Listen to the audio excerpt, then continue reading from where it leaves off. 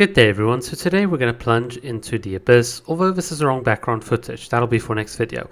I'm actually talking about the Spiral Abyss, and I've had now finally a bit of a chance to play the latest Spiral Abyss, and I'll give you a couple of impressions on it, and I'm keen to hear what you guys are going to say about it in the comments below. Certainly what is jumping out to me is that Hoyo has gone and changed up the usual strategy, so rather than giving you an Abyss that you can relatively clear as long as your teams are well built, it seems that they've definitely upped the HP pool, and they definitely are going to encourage you to use specific characters, or at least a couple of specific characters, in order to maximize the effect from the Leyline Disorder. In this case, the first half is clearly meant for someone like Farina, although if you've got a pretty cracked Yelan, you can do some awesome vaporizers, and then the second half was clearly meant then for a character like Veressa, or other characters that can do a lot of like plunge damage. So if you think of something like a Al Haytham plunge, could be very interesting with Shan Yun, but clearly they just wanted you to use some spread variation with Veressa.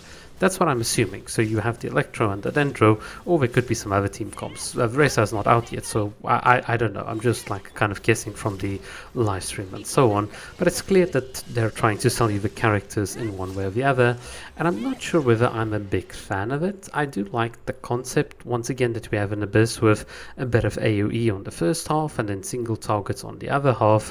That's always like the best balance, but this idea that you're gonna need certain characters get buffs, I'm not really a fan of that. So what I would rather have is a system where any character in the game can be equipped with a special amount of perks. So this is something that I saw in Overwatch. I'm not an Overwatch player, but the concept, just that concept of having perks, is something that is like really good, because then it means that any character in the game can become viable. It's the idea that your base character and their base kit doesn't change, but as you go through combat, you can choose to activate certain temporary abilities only for like the Spiral Abyss, and then this changes the nature of the game, and there could be like certain downsides and upsides. I'm much more a fan of being able to empower any characters, and then you push up the HP pools in the Abyss to compensate for it, or you provide alternative clearing conditions.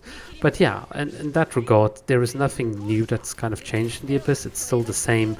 You need to beat these enemies in the specific amount of time, and I would love to see more variety, because especially now as someone that has been very busy the last month with work and all of that, I want to come back and have something fun to do. And I must say the Mavuika Raiden Shogun Overload with Chevres is kind of fun, and then obviously my little Sichuan is she's just like a mini Nouvellette powering through the Abyss, which is really cool.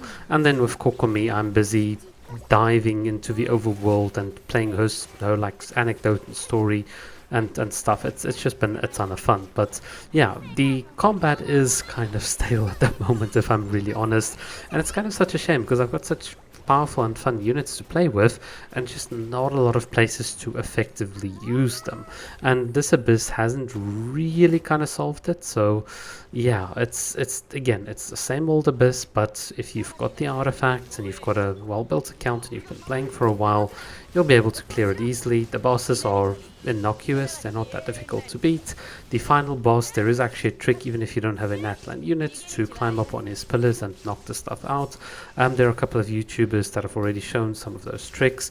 I want to try and see if I can't make Kokomi climb up backwards with her like normal attacks, although we'll still see if I can execute that right. It might just be something that's impossible. But once again, these are the sorts of things I do to try and keep myself busy and interested in the combat, because otherwise it is kind of like a bit boring and so on.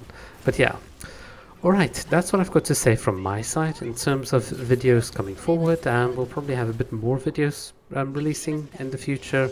I've definitely got a couple of interesting talk videos coming up, as well as some exploration videos, especially like Mizuki's castle, what happens when you go beyond the bounds of Tevat's infinitely up and down, all sorts of little fun goofy things, so do stick around for that. But if you want more specific combat related like videos, let me know, and then I can perhaps focus on those. But tell me what it is, because currently I'm just a bit bored of the combat. But yeah.